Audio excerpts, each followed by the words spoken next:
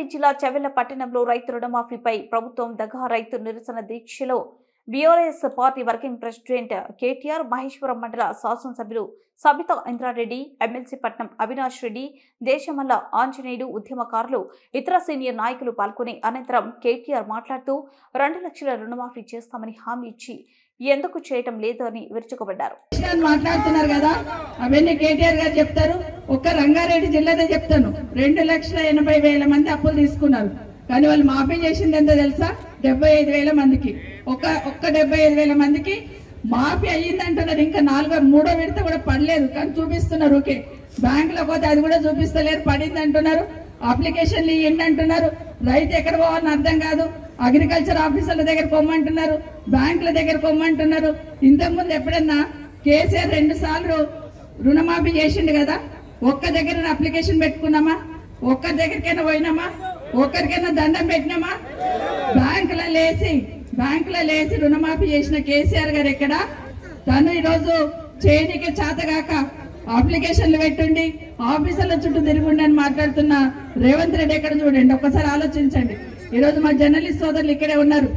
ఈరోజు రేవంత్ రెడ్డి గారి ఊరికి ఒక 2 లేడీ జర్నలిస్టులు పోయి ఉన్నారు. ఏమని అంటే, మొత్తం మాఫీ అయిందంటున్నావు కదా, మరి నీ ఊళ్ళోనే అయిందో లేదో చూసొద్దామని ఆ ఊరికి పోయిండ్రు. 2 ఆడబిడ్డలు పోయిండ్రు కెమెరాలు తీసుకొని.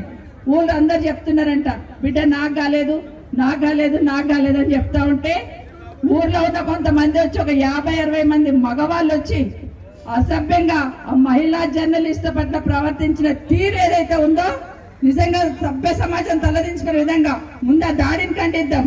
రేవంత్ రెడ్డి గారు, నీ ఇంటి ముందు నువ్వు పుట్టిన నీ ఇంటి ముందు 2 లేడీ జర్నలిస్టుల మీద దాడి జరుగుతా ఉంటే కావాలని ఈరోజు వాళ్ళను ఎంత అసభ్యంగా తిట్టుకుంటూ మీరెందుకు వచ్చిండ్రు కానీ వెనుకనేమో మాట్లాడే వాళ్ళు మాట్లాడుతున్నారంటే, ఆ బిడ్డలు ఏమన్నారు? మన కోసం వచ్చిండ్రు, మన కోసం అడుగుతున్నారు కదా అంటే ఇష్టం వచ్చినట్టు దాడి చేస్తున్నారు. అట్లాంటి అక్కను సీనియర్ నాయకురాలను పట్టుకొని నోటికొచ్చినట్టు మాట్లాడడే కాకుండా ఆ రోజు నిండు శాసనసభలో అవమానం చేసింది. ఇవాళ నేను ఒకటే విజ్ఞప్తి చేస్తా ఉన్నా మీ అందరికి, ఇదంతా ఎందుకు చేస్తున్నాడంటే ఒక్కటే కారణం, రుణమాఫీ మీద చెప్పే ముఖం లేదు, 6 గ్యారెంటీల గురించి మాట్లాడే దమ్ము లేదు, ప్రజలకు ఇచ్చిన వాగ్దానాలు ఏమైనా రేవంత్ రెడ్డి అంటే చెప్పే సమాధానం చెప్పే సత్తా లేదు. 49,000 40,000 ఎట్లయింది? 40,000 31 ఎట్లయింది? 31 26 ఎట్లయింది? 26కి వెళ్ళి మొన్న 15 ఆగస్టు నాడు ఖమ్మం పోయిండు. అక్కడ పోయి ఏం చెప్తాడు? అయిపోయింది రుణమాఫీ, 17,900 కోట్లు వేసినా ఒడిసిపోయింది, మొత్తం 100% అయిపోయింది అన్నాడు. ఇక్కడ రైతులు బగ్గుమన్నారు. ఎక్కడైందయ్యా రుణమాఫీ? తప్పు చెప్తున్నావు, నువ్వు తప్పుడు కూతలు కూస్తున్నావు, రేవంత్ రెడ్డి అబద్ధం చెప్పకు అని ఊరూరా రైతులు సావు డప్పు కొట్టుడు మొదలు పెట్టింది. బ్యాంకుల కాడ లొల్లి, ప్రభుత్వ కార్యాలయాల కాడ లొల్లి, గ్రామ పంచాయతీల కాడ లొల్లి, రైతు వేదికల కాడ లొల్లి, ఎక్కడికక్కడ రైతులు కదిలే వరకు భయం పట్టుకున్నది రేవంత్ రెడ్డికి. నేను సవాల్ చేసిన, రేవంత్ రెడ్డి నువ్వు చెప్పిన మాట వాస్తవం అయితే, నీ మాటల్లో నిజం ఉంటే, నీ ఊరు సొంత ఊరు కొండారెడ్డిపల్లె, వంగూరు మండలం అచ్చంపేట నియోజకవర్గం కొండారెడ్డిపల్లె. దమ్ము సెక్యూరిటీ వద్దు, అధికారులు వద్దు, ఎవరొద్దు, ఒకటే కారులో పోదాం, మనం పోయి ప్రజల కాడ కూర్చున్నాం, రైతుల కాడ కూర్చున్నాం. నీ ఊళ్ళే, నీవు సొంత ఊళ్ళే రైతుల కింద 100% రుణమాఫీ అయిందని చెప్తే నా రాజీనామా అక్కడనే వాడేసి అక్కడికే పీక్తా అని చెప్పిన సమాధానం రాదు. అవసరమైతే గల్లా బట్టి అడగాలి, ఏమాయ కొడక 2 లక్షల రుణమాఫీ అన్నావు ఎక్కడ పోయిందని అడగాల. ఇవాళ 2 ఆడబిడ్డలు జర్నలిస్టులు ఏం తప్పు చేసిండ్రు? వాళ్ళు ఏమన్నారు? వాళ్ళు రేవంత్ రెడ్డిని ఏమన్నా బూతులు తిట్టినరా? నీ లెక్క లాగుల తొండలు ఇచ్చి పెడతామన్నారా? ఏమన్నారా? నీ లెక్క అడ్డమైన భాష మాట్లాడినరా? ఏం చేసిండ్రు? పాపం ఒక అమ్మాయి విజయారెడ్డి అనే జర్నలిస్టు, ఇంకొక అమ్మాయి సరిత అనే ఆడబిడ్డ, 2 సీదా కొండారెడ్డిపల్లెకి పోయినరు. కొండారెడ్డిపల్లెలో నిజంగా రుణమాఫీ జరిగిందా లేదా ఇది తెలుసుకుంటందుకు పోయినరు.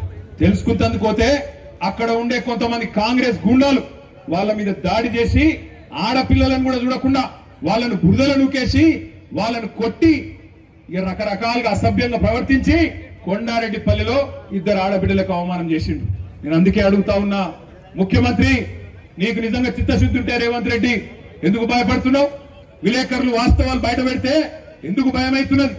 రుణమాఫీ చేసిన మాట వాస్తవమే అయితే రుణమాఫీ నువ్వు 100% చేసిన ముచ్చట నిజమైతే ఎందుకు కొండారెడ్డి పల్లెలో నీ ఇంటి ఏం చూసిపోయినావు, ఎందుకు పోయినావు, ఏం తీసుకొని పోయినావు? నువ్వు రుణమాఫీ చేయి చేసినాక మాట్లాడని చెప్పి ఎమ్మెల్యేని అడగండి.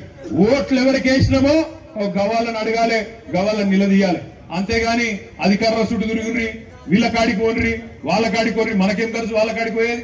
మనం పోవాల్సింది మనం ఓట్లు వేసిన ప్రజాప్రతినిధుల కాడికి పోవాలి, నిలదీయాలి, అడగాలి, గట్టిగా చెప్పాలి. అక్కడ తప్పన బీఆర్ఎస్ ఎమ్మెల్యే ఉన్నారనుకో, తప్పకుండా వాళ్ళకు పోయి దరఖాస్తు తీయండి. మా తరపున ప్రభుత్వానికి చెప్పండి, మా తరపున ప్రభుత్వాన్ని నిలదీయండి, మా తరపున ప్రభుత్వాన్ని మీరు గల్లాబట్టి అడగండి అని చెప్పి తప్పకుండా నిలదీయండి. నేను మీ అందరితో ప్రార్థించేది ఒకటే, ఇవాళది మొదటి అడుగు మాత్రమే. రుణమాఫీ జరిగేదాకా ప్రతి ఊళ్ళో చేవల్లో ఒకటే కాదు, రాష్ట్ర వ్యాప్తంగా రుణమాఫీ జరిగే